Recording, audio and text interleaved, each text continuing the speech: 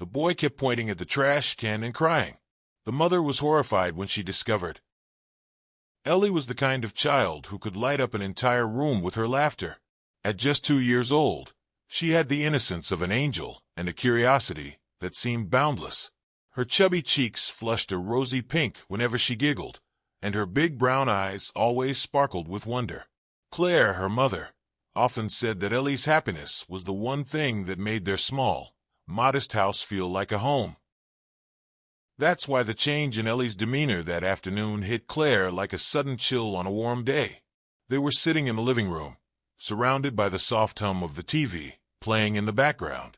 Ellie had been happily stacking her colorful toy blocks, her tiny hands busy as she babbled nonsense, words only she seemed to understand. Claire smiled from her spot on the couch, sipping tea and enjoying the rare moment of peace. Then Ellie stopped. Her hand hovered mid-air, a blue block dangling from her fingers. Her cheerful expression vanished, replaced by something Claire couldn't quite identify, a mixture of fear and confusion. Slowly, Ellie turned her head toward the window, her gaze locking on something outside. "Ellie, what is it, sweetheart?" Claire asked, setting her mug down and leaning forward. Ellie didn't respond. Her little body seemed frozen, except for her arm, which now rose to point toward the window. Claire followed the direction of her daughter's trembling finger, her heart skipping a beat as she tried to make sense of what Ellie was looking at. It was just the old trash can. The thing had been there for years, left behind by the previous owners. Rust crept along its edges, and its lid sat slightly askew, revealing a dark, hollow interior. The can was ugly, sure, but terrifying? Claire didn't think so. She chuckled nervously. "It's just a trash can, baby," she said softly. "Nothing to be scared of." But Ellie didn't laugh. She didn't move. Her wide eyes filled with tears, spilling down her cheeks as she continued pointing. Claire's smile faltered. "Ellie, honey, come here." She stood and walked over to her daughter, kneeling so their eyes were level. Gently, she wrapped her arms around the little girl, but Ellie didn't respond to the comfort. Her tiny frame felt stiff in Claire's arms, her gaze still glued to the window. "What do you see out there, Ellie?" Claire asked, her voice now tinged with concern. This time, Ellie opened her mouth as if to answer. Her lips moved, forming silent words that Claire couldn't hear. Then, Ellie shook her head violently and buried her face into her mother's chest, her tiny fingers gripping Claire's shirt like a lifeline. Claire glanced back at the window, her stomach tightening. There was nothing there. Nothing but that rusted old trash can. "It's okay, sweetheart. There's nothing out there," she whispered, stroking Ellie's hair. "Mommy's here." But as she looked into her daughter's terrified eyes, Claire felt an icy dread creep into her chest. What could Ellie possibly be so afraid of? She was too young to play tricks or make up stories. And yet, the fear on her face was unmistakable, raw, real, and unshakable. Claire shook off the feeling and carried Ellie away from the window, telling herself it was nothing. Children had wild imaginations, after all. But even as she distracted Ellie with her favorite snacks and toys, Claire couldn't stop glancing back at the window, unease gnawing at the edges of her thoughts. What could possibly be out there? The days that followed were anything but normal. Ellie, once a bubbly and fearless little girl, now clung to Claire's side like a shadow. Every trip past the old trash can seem to drain the color from her tiny face. She would grip Claire's hand so tightly that her knuckles turned white, her little body trembling as if the mere sight of the can held some unspeakable terror. At first, Claire brushed it off as a passing phase. "Kids are weird sometimes," she told herself, forcing a light-hearted chuckle that didn't quite reach her heart. But as the days turned into weeks, Ellie's fear didn't subside, it grew. One evening, as Claire prepared dinner, she glanced over her shoulder and froze. Ellie was standing by the living room window, her small frame silhouetted against the fading light. She wasn't moving, just staring out at the trash can again, her tiny hands gripping the windowsill with a strength that seemed unnatural for a child her age. "Ellie," Claire called out gently, wiping her hands on a towel as she walked over. "What are you looking at, baby?" Ellie didn't turn around. her head tilted slightly, as if she was straining to hear something beyond the glass. Then, in a voice barely louder than a whisper, she said, "Someone's there, in the dark." Claire's breath hitched. "What did you say?" Ellie pointed again, her finger trembling as it hovered toward the trash can. "Someone's there," she repeated, her voice trembling now. "In the dark." Claire's eyes darted toward the window, scanning the yard and the shadowy corner where the trash can sat. It was the same as always, silent, still, and completely ordinary. But her daughter's words made her chest tighten. Kneeling down, Claire placed a reassuring hand on Ellie's shoulder.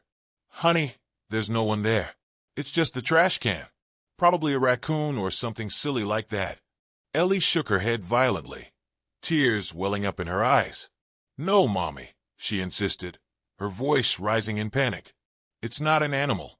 It's a person." Claire's stomach churned at the raw fear in her daughter's voice.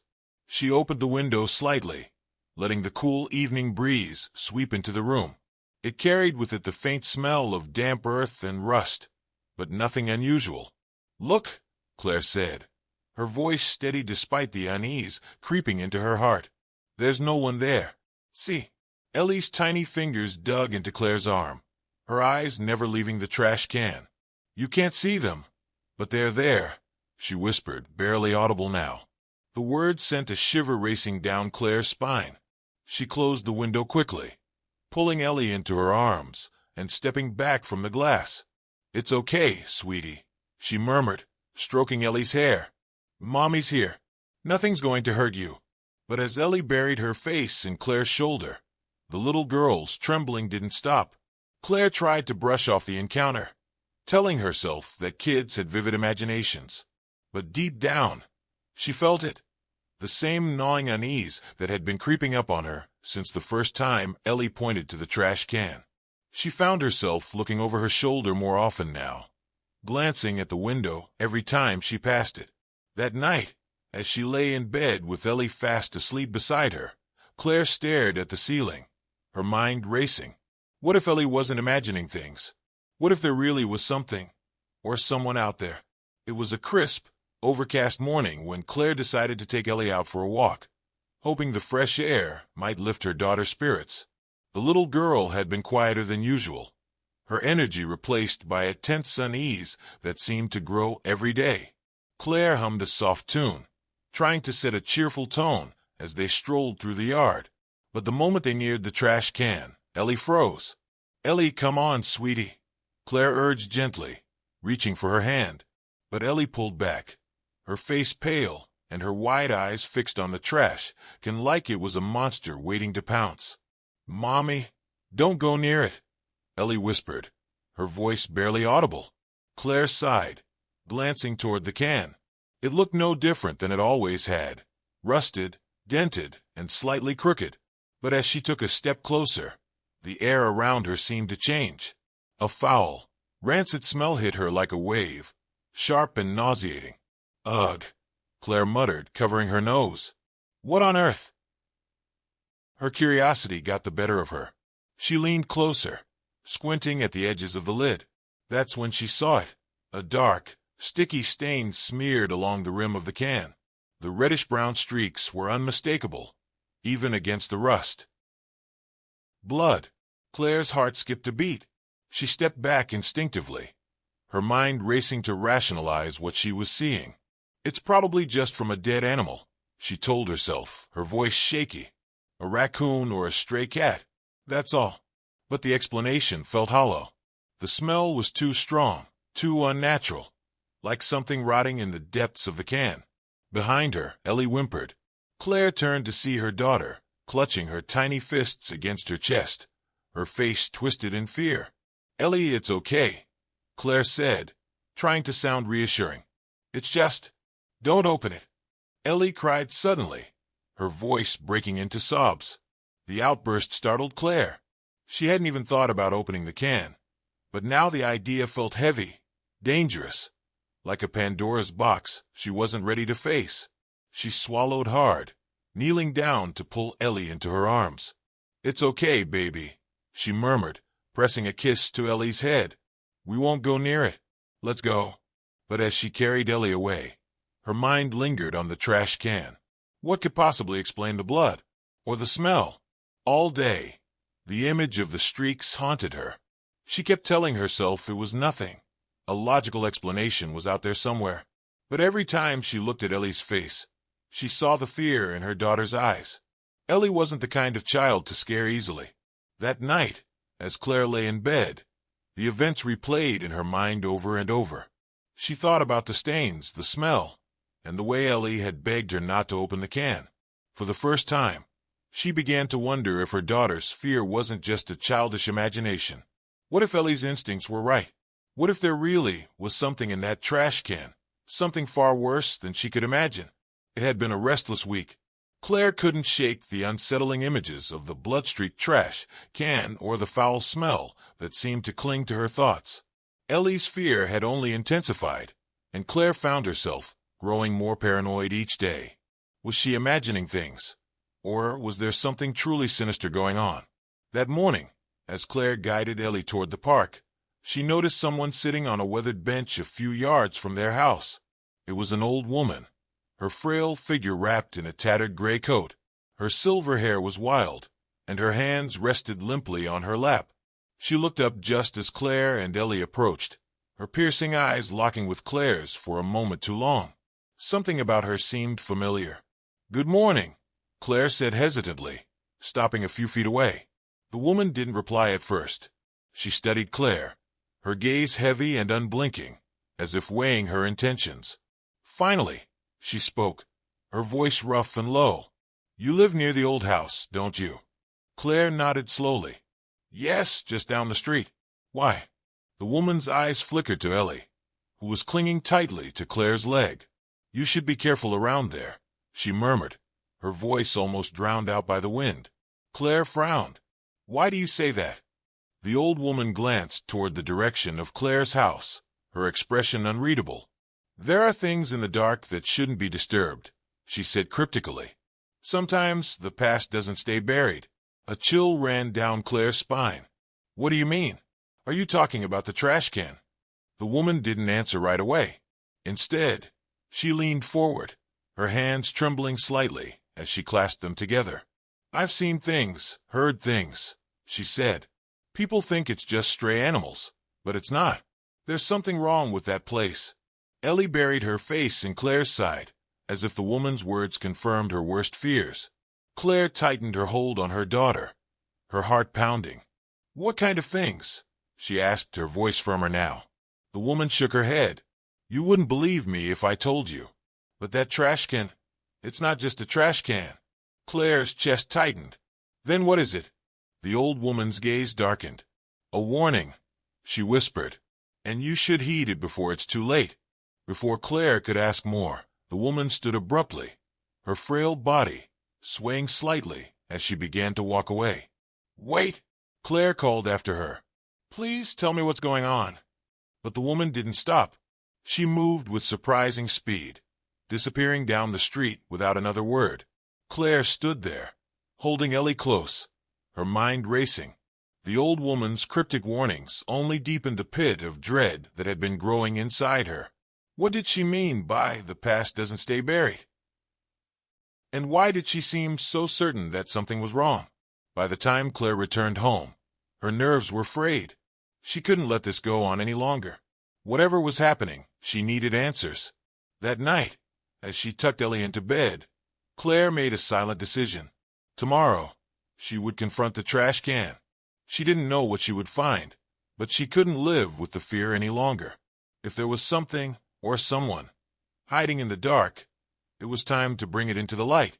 The night was eerily quiet when Claire finally decided she couldn't take the uncertainty any longer. Ellie was fast asleep, her tiny body curled up under a soft blanket. But Claire's mind was restless. The old woman's cryptic warning, the bloodstains on the trash can, and Ellie's growing terror were too much to ignore. She grabbed a flashlight and stepped outside, her breath visible in the chilly night air. As she approached the trash can, her steps slowed. The foul smell was back, stronger than ever, and it made her stomach churn. Claire hesitated, her heart pounding in her chest. She shone the flashlight over the rusty can, its beam cutting through the darkness. That's when she heard it, a faint, muffled sound. It wasn't an animal. It was a voice. "Help me!" Claire's blood ran cold. She froze, her grip tightening around the flashlight. The voice came again, weak and raspy, barely audible over the sound of her own heartbeat. "Help me!" Summoning all her courage, Claire slowly approached the trash can. The stench was overwhelming now, and she covered her nose with her sleeve as she leaned closer. "Hello," she called out, her voice trembling. "Is someone there?" For a moment there was silence. Then the voice responded, "Please, don't leave me." Claire's hand shook as she lifted the lid, her flashlight revealing something she would never forget. Inside, crumpled in a heap of old blankets and trash, was a frail woman. Her face was pale and gaunt, her eyes sunken and filled with desperation. The woman's silver hair was matted, her clothes torn and stained with dirt. She looked up at Claire, her lips quivering. "Don't let him find me," she whispered. Claire's heart broke. "Oh my God," she gasped. "What happened to you?"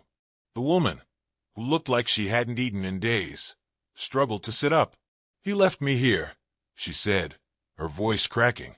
"My own son. He left me to die." Tears filled Claire's eyes as she realized the gravity of the situation. This wasn't just a random tragedy. This was deliberate cruelty. Whoever this woman's son was, he had abandoned her in the worst possible way. Claire reached out, her hands gentle but firm. "I'm getting you out of here," she said, her voice filled with determination. Carefully, she helped the woman to her feet. The older woman swayed, her frail body barely able to support itself. "What's your name?" Claire asked softly. "Margaret," the woman whispered. "Margaret, I'm Claire. I'm going to help you," Claire promised. She guided Margaret toward the house, every step slow and deliberate. Once inside, Claire settled Margaret onto the couch and wrapped her in a warm blanket. Ellie stirred from the noise, rubbing her sleepy eyes as she came into the living room. "Mommy, who's that?" Ellie asked, her voice small. "This is Margaret," Claire said, kneeling down to her daughter's level. "She needs our help." Ellie nodded solemnly, her fear momentarily replaced by curiosity. After making sure Margaret was comfortable, Claire grabbed her phone and dialed the police. Her hands trembled as she explained the situation, the bloodstains, the foul smell, and finally, Margaret's story of abandonment. The officer on the other end was skeptical at first, but Claire's voice carried an urgency that couldn't be ignored. "Please," she insisted. "She could have died out there. Someone needs to come and take her statement." By the time the police arrived, Margaret had begun to open up. Through tears, she recounted how her son, Daniel, had turned on her. Once a loving child, he had become cruel and greedy as he grew older, seeing her as a burden rather than a mother. When she could no longer contribute to his lifestyle, he left her with nothing and no one. Claire watched as Margaret gave her statement, her heart aching with a mixture of anger and sorrow. How could anyone do this to their own family? As the officers took notes, one of them turned to Claire. "You did the right thing calling us," he said. "We'll make sure she gets the help she needs and that her son is held accountable." Claire nodded, but her mind was already racing ahead. Margaret didn't just need justice. She needed compassion, safety, and a second chance at life. That night, after the police left, Claire sat beside Margaret, holding her hand. "You're not alone anymore," she said softly. Margaret looked at her with teary eyes. For the first time in years, she felt a glimmer of hope. The following days were a whirlwind for Claire and her family. Margaret had settled into their home, her fragile body slowly regaining strength under Claire's care. But while her physical wounds began to heal, the emotional scars ran deep. Claire knew that what Margaret had endured couldn't be ignored. One evening, she sat beside Margaret at the kitchen table, a cup of tea in her hands. "Margaret," Claire began softly, "I think it's time we talk to the police again. What your son did to you, it's not right. He needs to be held accountable." Margaret's hands trembled as she clutched her tea. "I'm afraid," she admitted, her voice barely above a whisper. What if he comes after me? What if no one believes me? Claire reached across the table, placing a reassuring hand over Margaret's. You're not alone anymore. My family and I are here for you. And the police will listen. You deserve justice. Margaret's eyes filled with tears. For so long, she had felt invisible, forgotten. But now, Claire's unwavering determination gave her the strength to do what she had been too scared to do for years. The next morning, Claire and her husband, Paul, drove Margaret to the local police station. Ellie stayed behind with a neighbor, giving Margaret the space to tell her story without interruption. Sitting in the small, dimly lit room, Margaret recounted everything. She spoke of how Daniel, her son, had once been kind and caring but had changed over the years. His greed and selfishness grew, and when Margaret became a financial burden to him, he abandoned her. He left me with nothing, Margaret said, her voice cracking. No money, no home. He told me I was worthless and dumped me near that trash can like I was garbage. Claire sat beside her, holding her hand as the officer took notes. Paul paced the room, his jaw tight with anger. How could someone do that to their own mother? He muttered under his breath. The officer, visibly moved by Margaret's testimony, nodded solemnly. Mrs. Margaret, he said gently, you've been through something no one should ever experience. But we're going to make this right. Within hours, the wheels of justice began to turn. The police launched an investigation into Daniel's actions, collecting evidence and corroborating Margaret's story. With Claire and Paul's support, Margaret provided everything they needed. Her medical records, past correspondence with her son, even the financial statements showing how he had drained her savings. Days later, an officer called Claire with an update. We've issued a warrant for Daniel's arrest, he said firmly. With the evidence we've gathered, he'll face charges of elder abuse and neglect. We'll make sure he's held accountable. When Claire shared the news with Margaret, the older woman's reaction was a mixture of relief and sadness. I don't understand how he became this person, Margaret said, her voice breaking. He was my little boy once. I loved him so much. Claire hugged her tightly. This isn't your fault, Margaret. What he did is on him, not you. As the days passed, the news of Daniel's impending arrest gave Margaret a sense of closure she hadn't thought possible. But more than that, it gave her a new beginning. She no longer had to live in fear of him showing up and hurting her again. For the first time in years, Margaret felt free. Margaret never imagined she would feel safe again. The fear and loneliness she had endured for so long had left her convinced that her life would end in silence and despair. But Claire and Paul had changed everything. After the police filed charges against Daniel, Claire made a decision that Margaret hadn't dared to hope for. You're staying with us, Claire said one evening as they sat together on the couch. This is your home now, Margaret. Margaret's eyes widened, her frail hands trembling in her lap. I don't want to be a burden, she whispered, her voice breaking. You're not a burden, Paul said firmly, sitting down beside her. You're family now, and family takes care of each other. Tears welled up in Margaret's eyes. She tried to speak, but no words came. Instead, she reached for Claire's hand, gripping it tightly as a single tear rolled down her cheek. Over the weeks that followed, the once fragile woman began to blossom.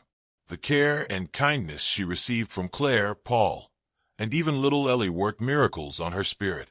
Claire made sure Margaret had warm meals, cozy blankets, and fresh clothes. Paul, a handyman by trade, took pride in making small adjustments around the house to ensure Margaret's comfort. But it was Ellie who had the biggest impact. The little girl, who had once been so terrified of the trash can and the secrets it hid, now adored Margaret. She would sit by her side for hours, showing her drawings, babbling about her toys, or asking endless questions. Margaret would listen patiently, a soft smile on her face as Ellie's cheerful chatter filled the room. One evening, as Claire prepared dinner, she overheard Ellie and Margaret talking in the living room. Why were you in the trash can? Ellie asked innocently, her big eyes full of curiosity. Margaret paused, looking down at the little girl. Because I didn't have anywhere else to go, sweetie, she said softly. Ellie tilted her head. But you have somewhere now, right? You're here with us. Margaret's smile wavered as tears threatened to spill. "Yes, darling," she said, her voice trembling. "I have somewhere now, and I'll never forget how kind your mommy and daddy have been to me." That night, as the family sat around the dinner table, laughter echoed through the small house. For the first time in years, Margaret felt something she thought she had lost forever, a sense of belonging. After dinner, as Claire helped Margaret settle in for the night, the older woman took her hand and held it tightly. "Claire," Margaret began, her voice thick with emotion, "I don't have the words to thank you. You didn't have to take me in, but you did. You gave me a home when I thought I had no one." Claire knelt beside her, looking into her eyes. "Margaret, you're part of our family now. You don't need to thank us. You're safe here, and you're loved. That's all that matters." Margaret's tears flowed freely, but this time, they weren't tears of sadness. They were tears of gratitude. As the days turned into weeks, Margaret grew stronger. Her laughter, once a faint and rare sound, now filled the house regularly. She helped Claire with small chores, read stories to Ellie, and even began to share pieces of her own life before everything went wrong. For Claire and Paul, having Margaret in their home wasn't just an act of kindness. It was a reminder of the power of compassion. For Margaret, it was more than a second chance. It was a miracle.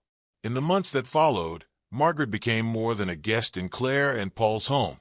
She became family. The woman who had once been abandoned and left to fend for herself now radiated a quiet strength and warmth that inspired everyone around her. But this story was about more than just saving Margaret. As Claire sat by the window one evening, watching Ellie and Margaret laughing together in the garden, she reflected on everything that had happened, the fear that had gripped her family, the terrifying mystery surrounding the trash can, and the discovery of Margaret had all been overwhelming. Yet it was in those moments of uncertainty and doubt that Claire made a choice, to act with compassion instead of fear. What if I had ignored it? Claire whispered to herself. The thought sent a chill through her. If she had dismissed Ellie's terror as childish imagination, or turned a blind eye to the strange sounds and smells, Margaret might not have survived. And it wasn't just about Margaret. This experience had changed Claire, Paul, and even little Ellie in profound ways. For Ellie, it was a lesson in kindness, that the scary things in life aren't always what they seem. What she once feared as someone in the dark turned out to be a person in desperate need of help. And now, Ellie had gained a new grandmother figure who adored her. For Paul, it was a call to action. His once simple view of life was shaken by the reality of what Margaret endured. He became more involved in their community, volunteering at shelters and advocating for better resources for the elderly. But for Claire, it was a deeper awakening. She had learned that humanity's greatest strength lies in its ability to care for one another, even when it feels inconvenient or risky. One evening, as they all sat around the dinner table, Margaret cleared her throat. "I want to say something," she began, her voice soft but steady. Everyone turned their attention to her. "I never thought I'd find kindness like this again," Margaret said, her eyes glistening. "The world had felt so cold, so unforgiving. But you reminded me that there are still good people out there, people who see a stranger in need and choose to help." She paused, her gaze landing on Ellie. "And you, little one, taught me how to laugh again." Ellie beamed, her small hands clapping in delight.